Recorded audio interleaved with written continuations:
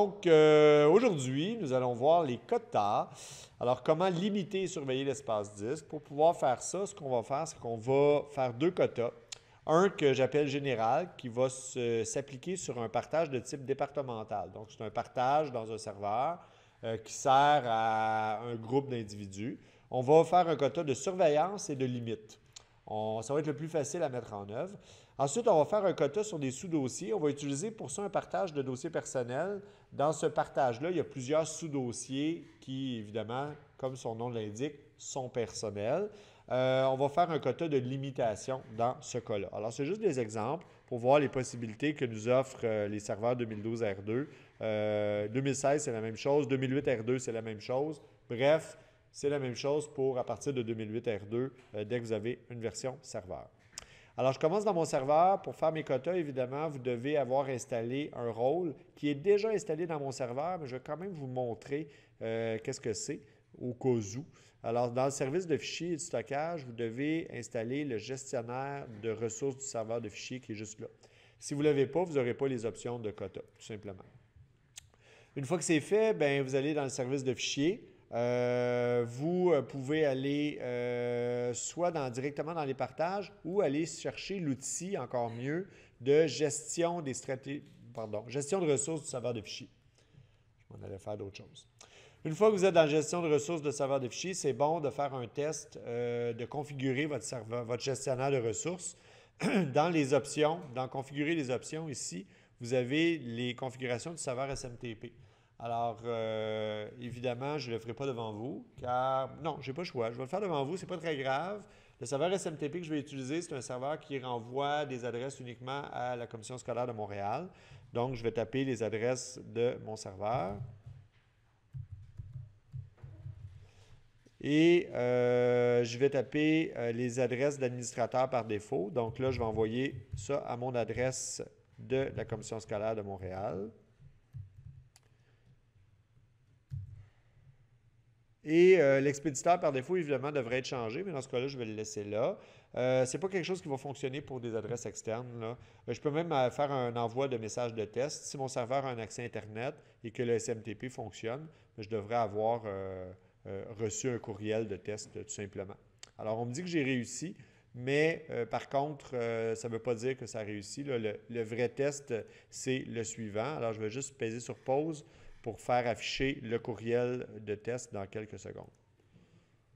Donc, j'ai accédé à mes courriels, évidemment, puis ici, ben, on a carrément le test de notification. Alors, évidemment, les quotas, ce qui est intéressant, c'est d'envoyer des courriels d'avis. Donc, on pourrait être révisé si un disque dur est presque plein, etc. Alors, on va commencer nos quotas. Le premier test que je vais faire, c'est sur un partage départemental.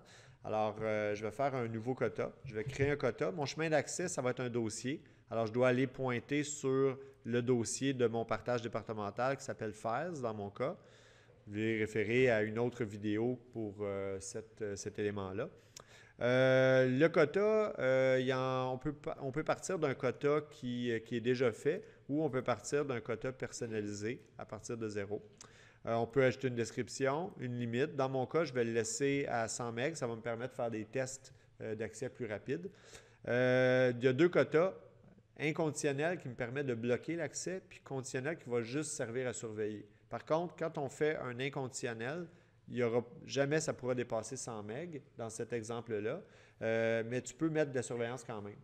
La surveillance, c'est des seuils de notification. Alors ici, je peux ajouter un seuil de notification. Alors par exemple, je ne sais pas moi, à 50% du quota, bien, à 50% de 100 MB, donc à 50 MB, je vais recevoir un courrier électronique. Alors, pour m'aviser que le quota a été dépassé, je peux même changer le corps du message si je veux. Alors, pour l'instant, je vais juste faire ça. Et ce que je peux faire, c'est ajouter un autre quota à 85%, ou ce que je m'envoie un autre courrier électronique, mais aussi que je peux m'envoyer un rapport. Alors, les rapports, il y en a plusieurs. Là. Il y a des fichiers dupliqués, les fichiers ouverts le moins récemment, fichiers par propriétaire. Ça peut être intéressant pour savoir les fichiers volumineux. Donc, je pourrais avoir des différents rapports qui sont là. Et je peux envoyer aussi le rapport par courriel. On peut aussi faire des journaux d'événements. Donc, on peut envoyer un avertissement dans le journal d'événements. Fait que je fais plusieurs, ce qu'on appelle des triggers en anglais, là, des déclencheurs. Donc, je vais plusieurs actions, en fait. Mon déclencheur, c'est 85%, mais mes actions vont être multiples. Ça va s'inscrire dans les tâches planifiées du serveur en passant. Okay? Ce n'est pas quelque chose qui est uniquement disponible dans cette interface-là. Alors, une fois qu'on a fait nos quotas, nos seuils, ben, on fait OK. Et dans le fond, le truc, c'est de le tester.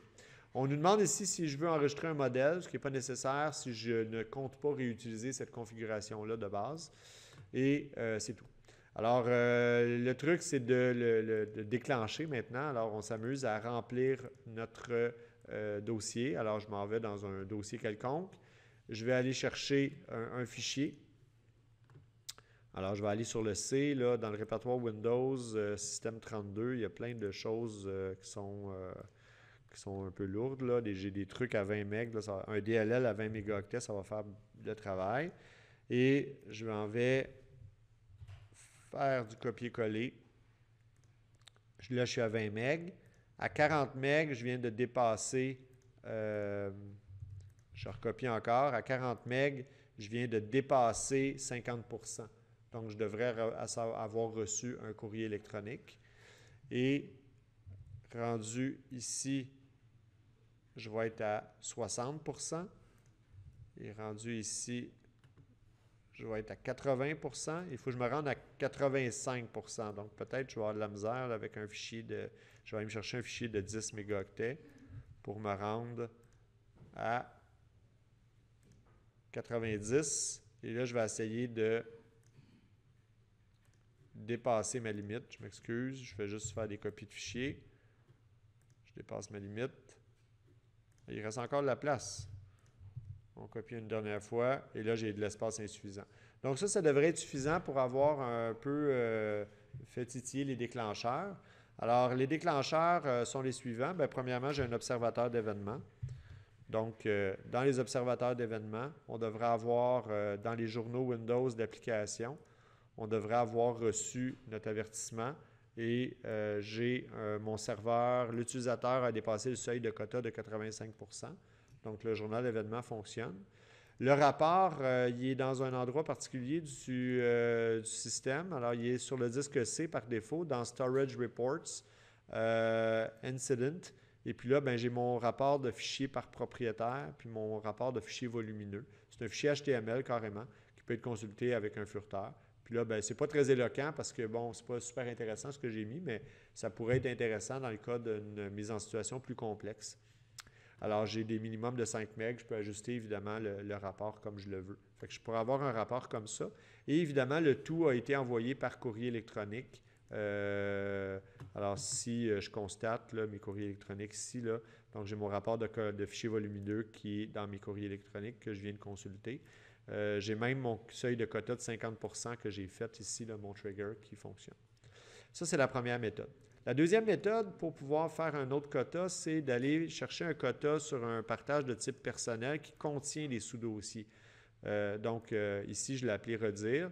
Redire, il y en a juste un, là, mais il contient plusieurs sous-dossiers, donc de prog 1, prog 2. Tous mes utilisateurs vont avoir des dossiers là-dedans. Ce que je vais faire, c'est que je vais faire un quota que je vais appliquer sur le modèle et sur des sous-dossiers. Alors, si je veux limiter, par exemple, à 100 mégaoctets, pour y aller bien simple, j'ai juste à faire ce quota-là. Et à ce moment-là, chaque utilisateur va être limité à 100 mégaoctets dans ce dossier-là. Donc, ce n'est pas le dossier au complet, mais les sous-dossiers qui vont être limités à 100 mégaoctets. Ça permet d'avoir des limites, si on veut, par utilisateur. Comme ça, ce n'est pas un seul utilisateur qui va bouffer toutes nos ressources. Les deux quotas sont importants de mettre en place parce que le premier quota va me permettre de gérer ça de façon générale, tandis que le second va me permettre de gérer ça de manière individuelle. Alors, le quota nous permet d'être un peu plus à l'affût au niveau du dépassement de l'espace disque et d'éviter que l'espace disque se remplisse de manière à pouvoir passer au magasin pour en acheter un nouveau pour faire des modifications avant que ça soit trop rempli. Alors, c'était les quotas et un général puis un quota de sous-dossier.